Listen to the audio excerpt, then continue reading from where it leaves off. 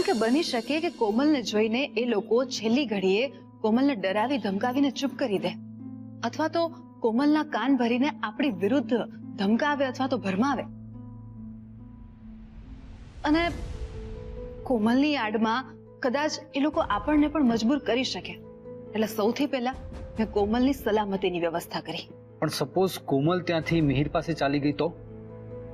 ના, એ ક્યાંય નહીં જાય. ઉલટાનું કોમલ મિહિર કે એના પપ્પાના ફોન કે પછી એ લોકોના આવવાની રાહ જોશે. જેમાં આપણી ઈચ્છા છે કોમલને બચાવવાની, એમ કોમલની ઈચ્છા પણ આપણને અને આપણા ઘર પરિવારને બરબાદ થતો બચાવવાની છે. એટલે એ જીવ પર આવીને મિહિર અને મિહિરના પરિવારની ત્યાં કાગડોળે રાહ જોશે, બહાર નહીં જાય. અને આપણે પણ હિનાબેન સાથે કોમલને એવું જ તો કહેવડાવ્યું છે કે કોમલને એ લોકો હિનાબેનના ઘરે મળવા માંગે છે. વાવ મહા, શું આઈડિયા છે તારો! પણ મમ્મીજી, જો એ દરમિયાન મિહિરના પરિવાર વાળા આપણા ઘરે આવ્યા અને એ લોકોએ પૂછી લીધું કે કોમલબેન ક્યાં છે, તો આપણે શું કહીશું? ત્યારની વાત ત્યારે પડશે એવા દેવાશે. એ લોકોના મૂળ અને વાત કરવાની પદ્ધતિ પરથી આપણે લોકો નક્કી કરશું કે ત્યારે એ લોકોને શું જવાબ દેવો, કે કોમલ ઉપર રૂમમાં છે કે પછી ક્યાંક બહાર ગઈ છે કે એની બહેનપણીના ઘરે ગઈ છે. એ સમય આપણે જોઈ લેશું. એટલે આપણે ખોટું બોલશું? ના આરવ, આ ખોટું થોડી કહેવાય. હિનાબેનનું ઘર એ આપણું જ ઘર કહેવાય. અને હિનાબેન અને આપણી સોનુ એ બંને બહેનપણીઓ જેવા જ છે. એટલે હિનાબેન આપણી કોમલના પણ બહેનપણી જ કહેવાય ને. એટલે જો આપણે એમ કહીશું કે કોમલ એના રૂમમાં છે તો એ પણ ખોટું નથી. કોમલ બહાર ગઈ છે એ પણ ખોટું નથી. અને કોમલ એની બહેનપણીના ઘરે ગઈ છે એમ કહેશું ને તો એ પણ ખોટું નથી. અને ક્યારેક કોઈના ભલા માટે બોલાયેલું ખોટું એ વ્યક્તિને બચાવવા માટેનું બ્રહ્માસ્ત્ર બની જાય છે. એકદમ સાચી વાત છે મમ્મીજી. અને આરવ, જે લોકોના વિચાર અને વર્તનમાં જ ખોટું ભરાયેલું છે ને, એમની સાથે ખોટું કરવામાં પણ કોઈ અફસોસ ના હોવો જોઈએ. અને આપણે જે પણ કંઈ કરવા જઈ રહ્યા છીએ ને, એનાથી એક તીરથી 3 નિશાન વાગશે. એક, કે આપણે કોમલને બચાવી લઈશું. બીજું, આપણી માલ મિલકત અને ઓફિસ બચાવી શકીશું. અને ત્રીજું નિશાન કયું માં? એ જ તો સૌથી મહત્વનું છે. આપણા દુશ્મનને જાણીને એને સજા અપાવીશું. વાહ માં, માની ગયો તારી કોઠા સૂઝ. તને કમાલ સૂઝી આવે છે બધું. ખરેખર મમ્મીજી, ક્યાંથી લાવ્યા તમે આટલો મોટો આઈડિયા? બેટા, કદાચ હું એક માં છું ને, એટલે માં સરસ્વતીએ મારા મગજમાં આ વિચાર સુઝાવ્યો. હું માં ન હોત ને તો મારી બુદ્ધિ કદાચ આટલી ન ચાલી હોત. એક માં જ પોતાના બચ્ચાને બચાવવા માટે કોઈ પણ હદ પાર કરી જાય છે. અને એમાંય પાછું મેં તો મારી જાતને 48 કલાકનો સમય આપ્યો છે મારી કોમલને આ બધામાંથી ઉગારવા માટે. સમ લીધા છે મેં. એટલે આપણે આપણી નૌકા પાર પાડવી જ રહી. હવે બધો જ આધાર મિહિરના ફોન પર છે.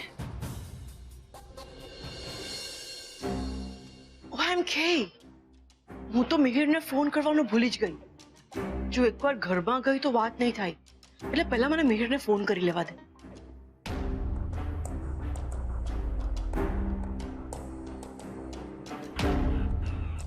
Hello hello, Mihir, I am sorry. Actually Aarav આવી ગયો ને, એટલે મારે ત્યાંથી ભાગવું પડ્યું. હા બોલો, શું કામ હતું? મારે તારું કઈ કામ નથી, પણ તું હવે તારું કામ પતાવ. કયું કામ? કોમલને આ ઘરેથી તારા ઘરે લઈ જવાનું કામ. હવે તું કોની રાહ જુએ છે મિહિર? કોમલને અહીંયાથી લઈ જા અને નવી લાઈફ સ્ટાર્ટ કર. નહીં તો કોમલને કાયમ માટે ગુમાવી બેસીશ. એક્સક્યુઝ મી, તમે દર વખતે મને ખોટી ખોટી સલાહ શાની આપ્યા કરો છો? અને હું કોમલને ભગાડીને ક્યાં લઈ જાઉં? અરે કોમલના ઘરવાળા સામે ચાલીને એમનું બધું જ મને આપી દેવા માંગે છે. હા સાચે. તો આવી સેટ થયેલી બાજી હું કેવી રીતે અપસેટ કરી શકું? OMK મિહિર, તું ભાભીની વાતોમાં ન આવ. કશું જ સેટ નથી. ભાભી તને પ્રોપર્ટીનું ગાજર બતાવીને પટાવવા માંગે છે. That's it. અચ્છા? Yes, listen to me. આની પાછળ પણ એ લોકોની કોઈ ચાલ હશે, આઈ એમ શ્યોર. એ જે હશે એ હું ફોડી લઈશ, પણ તમે આજ પછી મને કે કોમલને ફોન કરીને પ્લીઝ મિસગાઈડ નહીં કરતા આની. અરે but listen to me. Hello hello. આખરે ભાભીએ બધું પોતાના ધાર્યા પ્રમાણે સેટ કરી જ નાખ્યું હશે. જેવા મારા નસીબ. એક તરફ મારો વર કે જેની પાસે પૈસા જ નથી, અને બીજી તરફ મારો ભાઈ કે જે ખુવાર થવા બેઠો છે. કોણ જાણે મારું શું થશે. માં, આપણે શું મિહિરની અને એનો જે ફોન આવવાનો છે એની રાહ જોતા બેસી રહેવાનું? હા, અને સાથે બંગલા અને ઓફિસના નામફેર કરવાના જે કાગળિયા છે ને એ તૈયાર કરાવી રાખજે. માં, ખરેખર આપણી પ્રોપર્ટીના પેપર્સ તૈયાર કરવાના છે એ લોકોને આપવા માટે? હા બેટા, હમણાં તો આપણે આ કાગળિયા તૈયાર કરાવવા જ પડશે, જેથી એ લોકોને આપણી નિયત પર શંકા ન જાય. પણ રહી વાત એ કાગળિયા એ લોકોને આપવાની, તો એ આપણે સમય સંજોગો પ્રમાણે નક્કી કરશું. પણ મને પૂરો વિશ્વાસ છે કે મારા ઠાકોરજી એ કાગળિયા એ લોકોના હાથ સુધી નહીં પહોંચવા દે. સમજી ગયો માં. હું જેટલા બને એટલા જલ્દી બધા જ પેપર્સ તૈયાર કરાવી દઉં. આ લોકો તો ખરેખર અક્કલનું પ્રદર્શન કરી બધું વેચવા નીકળ્યા છે. મારે એક વાર તો આ લોકોને અટકાવવાની ટ્રાય કરવી જ પડશે. ભાભી, શાના પેપર્સ રેડી કરવાનું કહો છો? આપણા બંગલા, કારોબાર, એના કાગળિયા મિહિર અને એના પપ્પાને આપવા માટે તૈયાર તો કરાવવા પડશે ને બેન. OMG! એમાં શું બેન, આપણે એમ સમજશું કે આ બધું આપણે કોમલને કરિયાવારમાં આપી દીધું. પણ ભાભી, કરિયાવર કરીને મા બાપ રસ્તા પર આવી જાય એ કોઈ પણ દીકરીને ન ગમે. અને તમે કોમલનો તો વિચાર કરો, એને કેટલું ખરાબ ફીલ થશે. એ લાઈફ ટાઈમ પોતાને બ્લેમ કરશે કે એના કારણે એની ફેમિલી બરબાદ થઈ ગઈ. અને માન્યું કે કોમલ આપણી દીકરી જ છે, પણ એના સાસરે એના પતિના સહારે જીવે, પોતાની મહેનતથી પોતાની લાઈફ સેટ કરે, તો એમાં કશું રોંગ નથી. અને ભાભી, મિહિરમાં ક્યાં કઈ ખામી જ છે. 5 વર્ષમાં તો એ પોતાના પગ પર ઊભો થઈ જશે. અને મિહિર સારા ઘરથી છે. સારા ખરાબની વાત જ નથી બેન, પણ મિહિર કયા કુળનો છે, એના મા બાપ કોણ છે એ પણ તો આપણને નથી ખબર. અને તમે પણ મિહિર વિશે ક્યાં કોઈ ખબર કઢાવી શક્યા? અને તમે કહો છો કે હું એ મિહિરના ભરોસે મારી દીકરી કોમલને એને નરક ભેગી કરી દઉં, એના હવાલે કરી દઉં. ને રહી વાત કોમલના કરિયાવરની, તો મારી દીકરીના જીવન સામે આ બધાની કોઈ કિંમત નથી. મને નથી લાગતું કે આ લોકો મારી વાત માને. સવિતા, મારા માટે પાણી લઈ આવજે. મારું ગળું સુકાય છે. સવિતા, વરિયાળીનું શરબત પણ લેતી આવજે, જેથી માધુરીબેનના મોઢાનો સ્વાદ પણ સુધરી જાય. ભાભી, તમે હજી એકવાર વિચાર કરો. તમે દીકરીને સેટલ કરવાના ચક્કરમાં દીકરાઓને અન્યાય કરી રહ્યા છો. ભાઈ બા, તમે અમારી ચિંતા ના કરો, કારણ કે માં જે કરવા માંગે છે ને અમે એના માટે તૈયાર છીએ.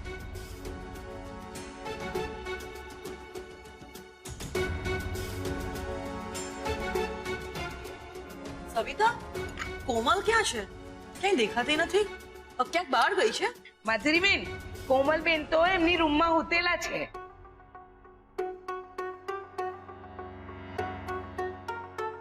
આ લોકો મારી વાત સાંભળશે પણ નહીં અને સમજશે પણ નહીં. એટલે હવે મારે કોમલને જગાડીને આ ઘરમાંથી ફરીથી ભાગી જવા ઉકસાવવી પડશે. માય પ્રિન્સેસ, પ્લીઝ દરવાજો ખોલ. મારે તારી સાથે ઇમ્પોર્ટન્ટ વાત કરવી છે. જવાબ કેમ નથી આપી રહી? કોમલ, કંઈક તો બોલ. તારી તબિયત કેમ છે? આઈ થિંક મારે અંદર જવું જોઈએ. 1 મિનિટ માધુરીબેન, માફ કરજો, પણ તમે અંદર નહીં જઈ શકો, બટ વાય? કારણ કે માંડ માંડ કોમલની તબિયત સુધરી છે.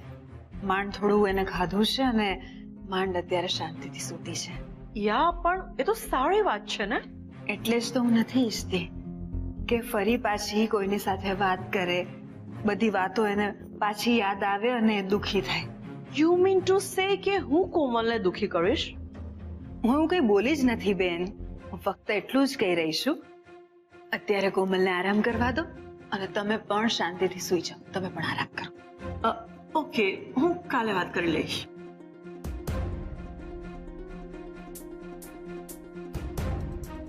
હાશ, અત્યારે તો મેં સંભાળી લીધું, પણ ઠાકોરજી, માધુરીબેનને ખબર ના પડવી જોઈએ કે કોમલ ઘરમાં નથી. હજી સુધી મિહિરનો કે એના પપ્પાનો ફોન કેમ ના આવ્યો? કોમલ, મને કે તારે આજે શું ખાવું છે? હું તારી ભાવતી ડીશ બનાવું. થેન્ક યુ ભાભી, પણ મારે કંઈ નથી ખાવું. આઈ એમ સોરી, પણ હું તમને એક વાત પૂછું. બોલ. તમારો નંબર મિહિર કે એના પપ્પા પાસે કઈ રીતે આવ્યો? હવે એ તો મને પણ કેવી રીતે ખબર પડે? ના એટલે મને નવાઈ એ લાગે છે કે એણે ભાઈ, ભાભી, માધુરી આંટ કોઈને ફોન ના કરીને તમને જ કેમ ફોન કર્યો? હે ભગવાન, જો કોમલના મનમાં ઉઠેલા સવાલોના જવાબ નહીં મળે તો એની શંકાઓ વધતી જ જશે. બોલો ને, એમણે તમને જ શું કામ ફોન કર્યો? બની શકે કે એ લોકો ઘરની વ્યક્તિઓ સિવાયની કોઈ બહારની ત્રીજી વ્યક્તિને વચ્ચે રાખીને વાત કરવા માંગતા હોય. બની શકે. અથવા એવું પણ હોય કે એના પપ્પા તારા ઘરના લોકોની હાજરીમાં વાત કરવા ન માંગતા હોય એટલે પણ મને ફોન કર્યો હોય. મને કહે કે આ મિહિરને કે એના પપ્પાને તારા ઘરના લોકોની સામે કોઈ વાંધો તો નથી ને? હા, તો મને ખ્યાલ જ ના રહ્યો. ઓબ્વિયસલી એ લોકોને મારા ઘરના લોકો સામે પ્રોબ્લેમ છે જ, એટલે એ લોકો મારા ઘરે કે મારા ઘરના મેમ્બર્સ સામે તો મને નહીં જ મળે. શું થયું? શું વિચારે છે? ભાભી, તમે મને જે નંબર ઉપરથી કોલ આવ્યો એ નંબર બતાવી શકશો? એ નંબર? હા, મને તો એ ફોન લેન્ડલાઇન પર આવ્યો હતો. ઓહ, અને તો શું કામ આટલી બધી ચિંતા કરે છે? એ લોકો અહીંયા આવશે, તને મળશે, એટલે આપોઆપ તને તારા બધા સવાલોના જવાબ મળી જશે. આઈ નો. ચાલ, તો હવે મને કહે કે શું જમવું છે તારે? ભાભી, મિહિર અને એના પપ્પા આવી જશે અને હું એ લોકોને મળી લઈશ, પછી તો હું નીકળી જ જઈશ, એટલે જમવાનો તો સવાલ જ નથી ઉઠતો. ફોનની રાહ તો તારે જોવાની જ છે, પણ તું મને કહે તો ખરી કે તારે શું ખાવું છે? ફોન આવતા કદાચ રાત પણ પડી જાય અને હું તને જમ્યા વગર તો અહીંયાથી નહીં જ જવા દઉં. ભાભી, એ લોકોએ તમને કહ્યું હતું કે એ લોકો ફોન મોડેથી કરવાના છે? ના, મારે તો મોડી રાત સુધી અહીંયા નથી રોકાવું.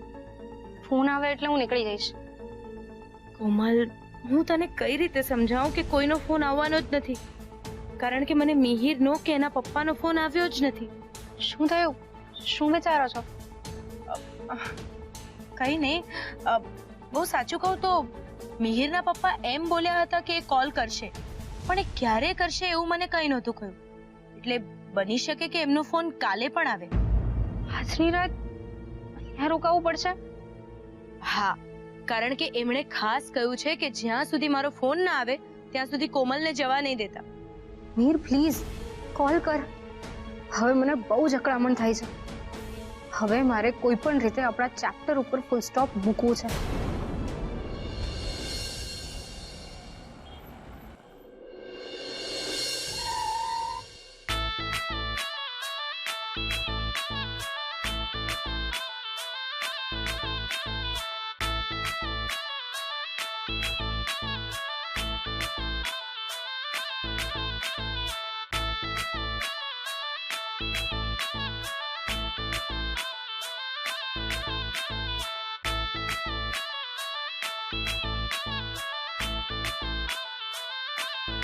આટલો સન્નાટો કેમ છે?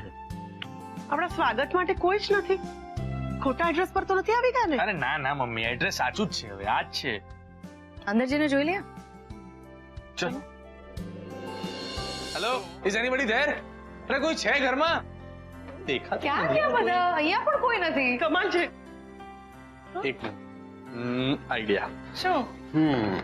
ઓ સોની ગુજરાતની સુણ મારી બાતની ઊંઘ ના આવે મને સારી સારી રાતની સોની ગુજરાતની સુણ મારી બાતની ઊંઘ ના આવે મને સારી સારી રાતની આખા ગુજરાતમાં સિક્કા પડે આપણા આખા ગુજરાતમાં સિક્કા પડે આપણા એક મારી હા કર લંડન ઘુમાઉં સાથમાં. કેમ છો કોકિલાબેન? જય શ્રી કૃષ્ણ. મજા. મહેમાનોને ઘરે બોલાવીને તમે ક્યાં ગાયબ થઈ ગયા હતા? અહીંયા જ હતી. આવો બેસો. કેમ છો વંદનાબેન? વંદનાબેન નહીં, જ્યોત્સનાબેન. જ્યોત્સનાબેન. અને હું હર્ષિતા. અને હું સાહિલ. અને હું મોહન. તો આ જોસુ, આ મોસુ, આ હસુ અને હું સમોસુ. જસુ હસુ સમોસું હું કઈ સમજી નહીં. અરે મમ્મીજી, તમે ભૂલી ગયા? આપણે થોડા દિવસ પહેલા પેલું ટ્રેલર જોયું હતું ને, ગોળ કેરી. અરે હા, આજ તો બધા છે એમાં. હા, એ ગોળ કેરીમાં મારા પાત્રનું નામ છે જ્યોત્સના. અને સચિનભાઈના પાત્રનું નામ છે મોહન અને મલ્હાર સાહિલનું પાત્ર ભજવી રહ્યો છે. અને માનસી હર્ષિતાનું પાત્ર ભજવી રહી છે. ઓહ, હવે સમજી. શું થયું કોકિલાબેન? તમે ટેન્શનમાં લાગો છો? ના ના, મને શેનું ટેન્શન હોય? તમને તમારી કોમલનું ટેન્શન છે ને? કોકિલાબેન, એ લોકોની ઉંમર જ એવી છે કે એ લોકોના જીવનમાં ગૂંચ તો પડવાની જ. આ અમારા હર્ષિતા અને સાહિલનો જ દાખલો લઈ લો ને. આ લોકો કોઈ પણ કામ પ્રમાણસર કરવામાં માનતા જ નથી. પ્રેમ કરશે તો અનલિમિટેડ, અને ઝઘડશે પણ અનલિમિટેડ. બસ સમજણ એ લોકોની લિમિટેડ હોય છે. તમે ખરા અઘરા જ છો ને. આઈ સ્વેર અમને બંનેને એક કરવા માટે આદુ ખાઈને પાછળ પડી ગયા છે. પણ પછી તમે બંને એક થયા કે નહીં? એ જોવા અને જાણવા માટે આરવભાઈ તમારે અમારી ગોળ કેરી જોવી પડશે. હા, પણ તમે લોકોએ આ લોકોને એક કરવા માટે કર્યું શું? જીવનની અને ગોળ કેરીની રેસીપી સમજાવી. એટલે એટલે એમ કોકિલાબેન, કે જેમ ગોળકેરીમાં ગોળની મીઠાશ અને કેરીની ખટાશ જરૂરી છે, એવી જ રીતે જીવનમાં પણ પ્રેમની સાથે સમજણ અને ફરિયાદની સાથે સ્વીકાર પણ એટલા જ જરૂરી હોય છે. સામેવાળાને બદલવા કરતા જે જેવા છે એમને એમ જ સ્વીકારી લઈએ તો કોઈ સમસ્યા જ ના રહે. તમારી વાત તો સાચી ભાઈ. બસ મારી કોમલ પણ આ સમજી જાય ને તો સારું. આરો, સોનુ, તમે લોકો સાંભળો છો ને? હા મમ્મીજી. આયશા, હું તો તને એક જ સલાહ આપીશ કે અમારી ગોળ કેરી જોજો પણ ખરા અને ઘરમાં રાખજો પણ ખરા. યસ, કારણ કે જેમ ગોળકેરીના સ્વાદથી ભોજન સ્વાદિષ્ટ બનશે, એ જ રીતે ગોળકેરીની રેસીપી લાઈફમાં ફોલો કરવાથી લાઈફ પણ માણવા લાયક બનશે. હા ભાઈ, આટલી મોટી વાત આટલી સરળતાથી સમજાવવા બદલ આપનો ખૂબ ખૂબ આભાર. ના ના ના ના, એમ માત્ર આભાર માનવાથી નહીં ચાલે. તમારે અમારી ગોળ કેરી ફિલ્મ જોવા જવું પડશે. હા, અને સાથે સગાવાળા અને અડોશી પાડોશીને પણ લઈ જજો. પાક્કું. અમારી ફિલ્મ ગોળ કેરી તમારા નજીકના થિયેટરમાં ખાસ જોવા જજો ગોળ કેરી.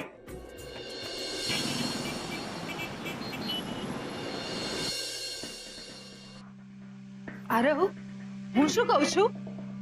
માં, મિહિરનો ફોન. સ્પીકર ઉપર કરો. હા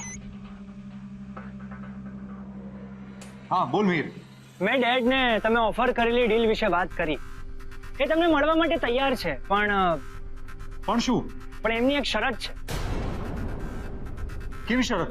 એમણે કહ્યું છે કે મીટિંગની જગ્યા અને એનો સમય અમે તમને જણાવશું ત્યાં જ થશે. મિહિર, એકચ્યુઅલી એવું છે કે અમારો જે એડવોકેટ છે ને એનું કેવું એવું છે કે આ બહુ ઇમ્પોર્ટન્ટ ડીલ છે, તો આને આપણે પબ્લિક પ્લેસમાં નહીં કરી શકીએ. એટલે આને કાં તો આપણે અમારા ઘરે કાં તો તારા ઘરે કરવી પડશે.